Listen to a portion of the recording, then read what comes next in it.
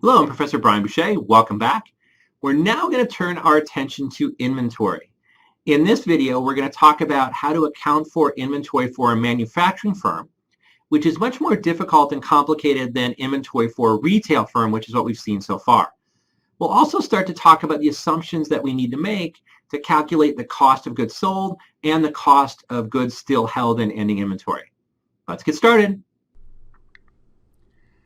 Let's start by reviewing the accounting for inventory for a retail firm, which is what we saw in the Relic Spotter case.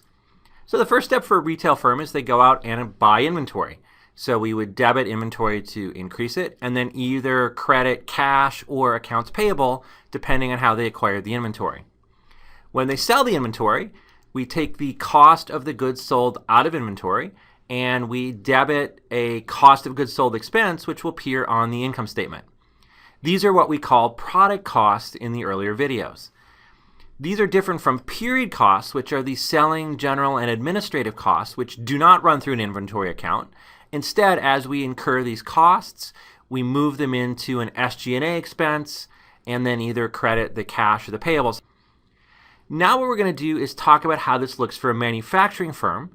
Manufacturing firm is a company that actually makes the inventory instead of buys it. So we just have to make a couple small changes. Ay caramba, how do you expect us to understand this mess?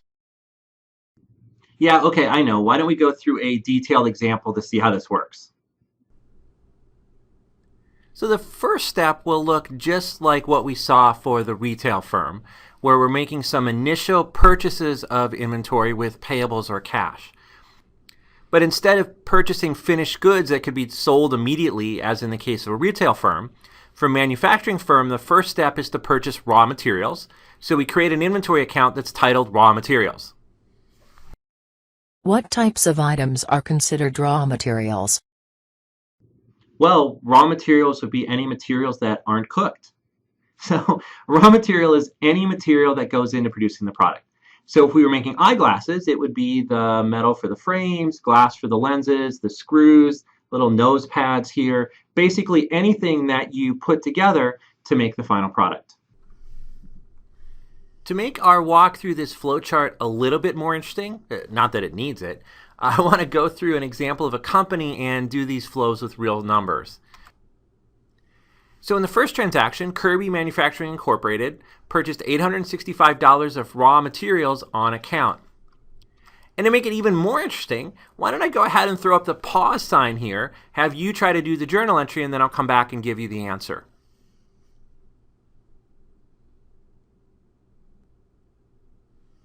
So the answer here is that we're going to debit raw materials for $865. Raw materials inventory is an asset, so we make it go up with a debit. We credit the accounts payable liability for $865. It's a liability. We owe our suppliers money, so we make that go up with a credit. Then we post this to T accounts, and for simplicity, I'm just going to have this general payables or cash T account instead of separate T accounts for accounts payable and cash and other things, because I really want the focus to be on the inventory accounts. So the next thing that you see in the inventory accounts is materials used. So once those raw materials start being used to produce the goods, we take those costs out of raw materials and move them into work in process. So Kirby used $806 of raw materials inventory in manufacturing. What would be the journal entry?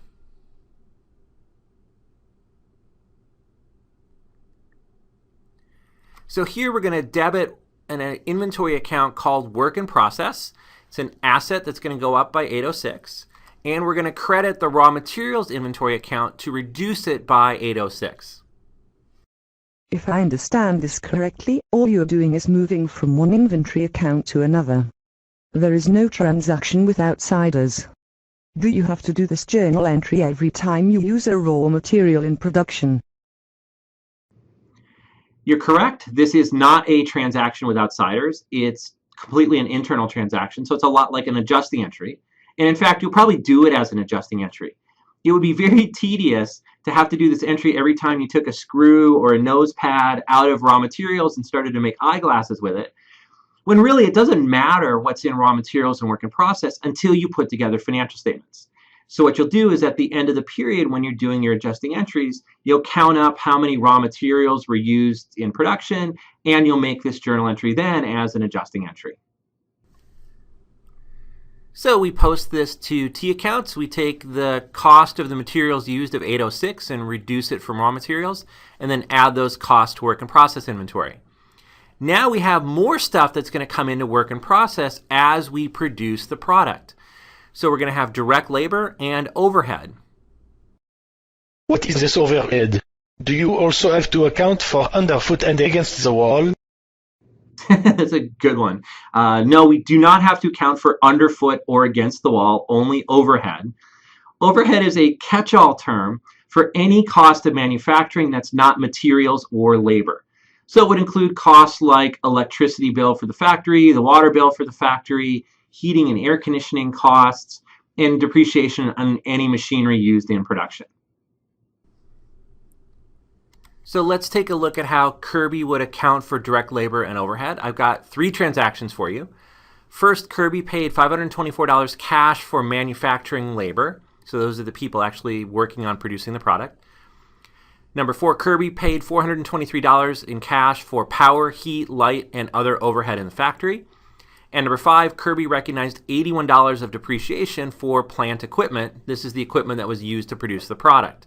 So let's do the journal entries step by step, starting with number 3.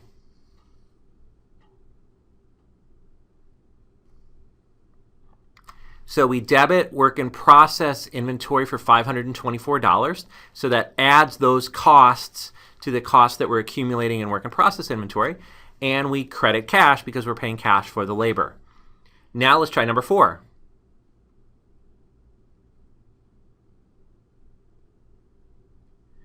The journal entry is going to be the same. We debit work in process inventory for $423 to add those costs to the work in process account. And we credit cash because we paid cash for all of these overhead costs. Now try number 5.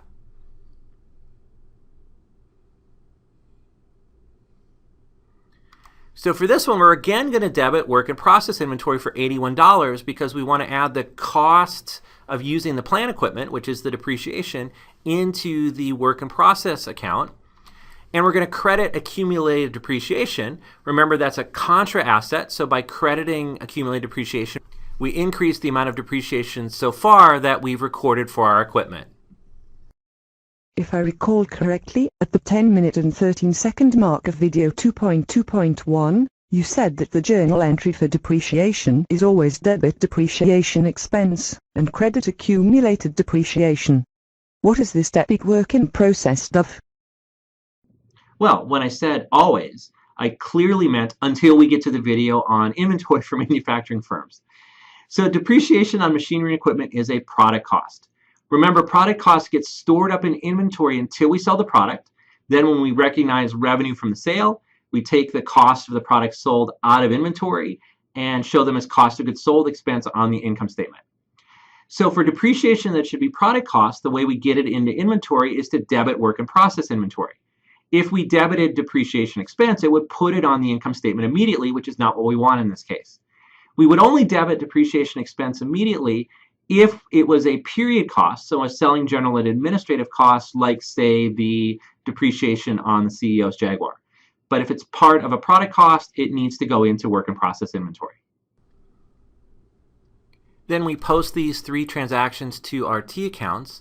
Notice on the left, I added accumulated depreciation to the payables and cash as the heading of the account because costs can come out of not only cash and payables, but as we've seen, the costs can come out of accumulated depreciation that go into work in process. The next step is once we finish the goods, we take the cost of the goods that we finished out of work in process and move them into a finished goods inventory account. So for Kirby Manufacturing, they finished manufacturing goods that cost $1,960. What's the journal entry?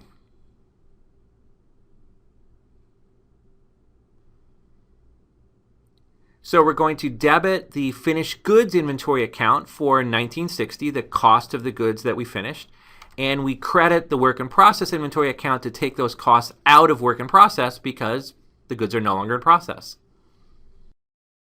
So, The finished goods account is what we have been calling the inventory account in prior videos, except, instead of the inventory balance being the cost of purchasing inventory, the balance is the cost of manufacturing the inventory. Exactly. I couldn't have said it better myself. Then let's put these numbers in the T account so we reduce work in process and increase finished goods inventory.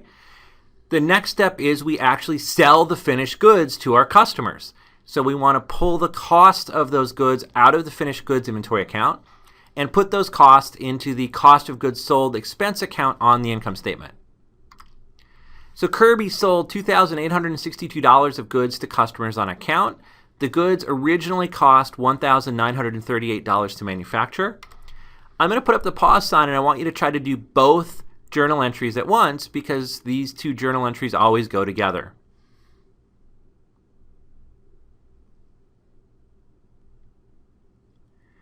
The journal entry for the revenue piece is that we're going to debit accounts receivable for $2,862 because the sales were made on account, and this represents the selling price of the goods to the customer, and we get to call this sales revenue. So we credit sales for $2,862.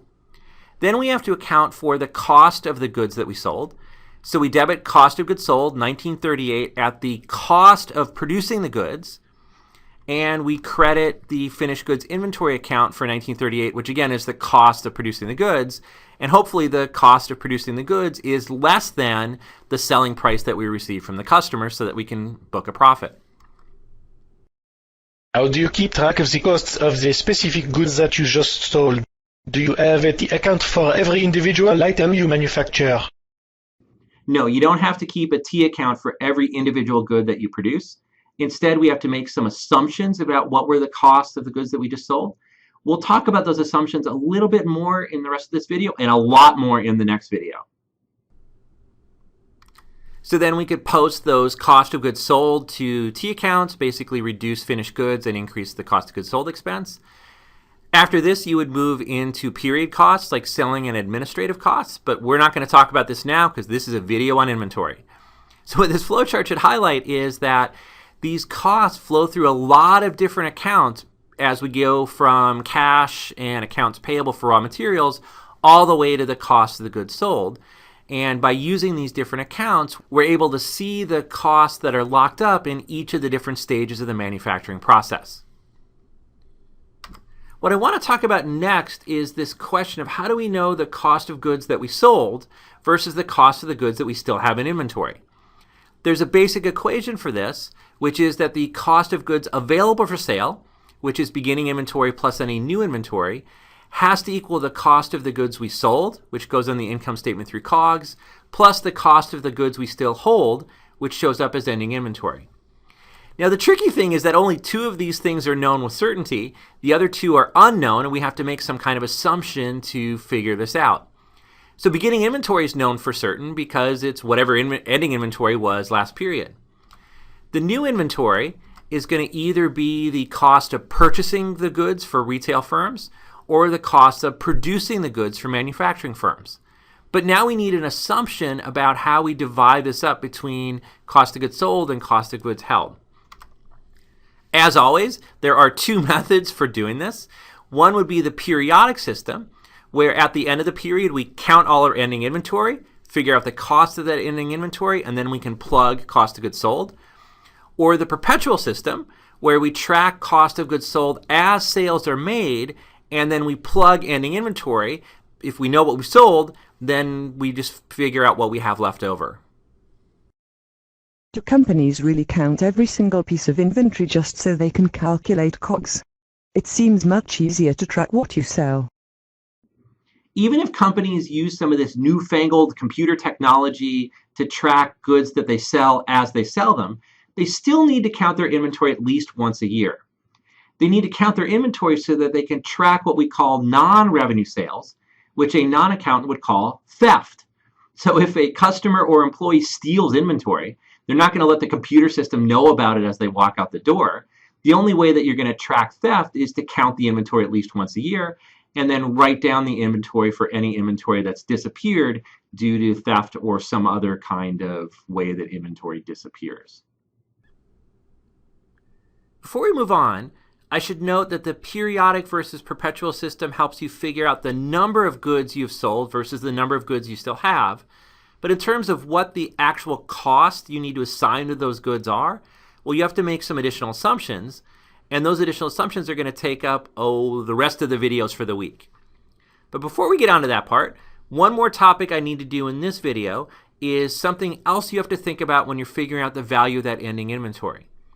The ending balance of inventory must be carried at the lower of historical cost or fair market value.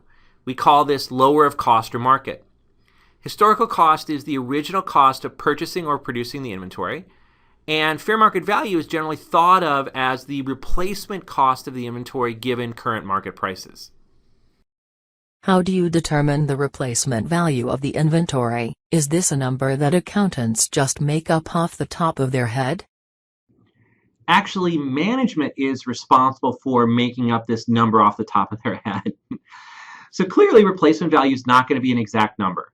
But management should be in a good position to come up with a reasonable estimate for how much it would cost to remanufacture the product or reacquire the product given current prices. And if that value is below the original cost, they need to take a write-down.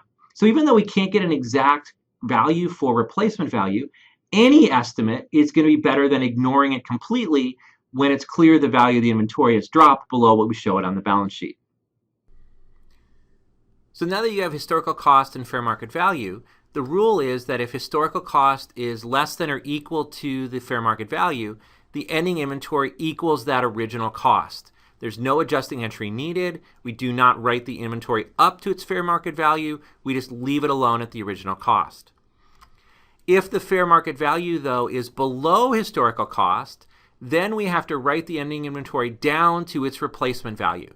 So we're going to need an adjusting entry to do that, and the adjusting entry will be debit cost of goods sold and credit inventory. The credit to inventory reduces it from original cost to this replacement value, and then the debit shows an extra expense on the income statement for the write-down. One key international difference is that under US GAAP, once inventory is written down from original cost to fair market value, it can't be written back up if the market value subsequently rises. In contrast, under IFRS, if inventory is written down, it can be written back up, but only as high as the original cost. So that's one little difference that we haven't yet ironed out between US GAAP and IFRS. So now that you've seen how we have to make assumptions to figure out cost of goods sold and cost of ending inventory, we can now turn our attention to assumptions we need to make to figure out the cost of each individual good sold. Those cost flow assumptions are going to be the topic of the next video. I'll see you then. See you next video.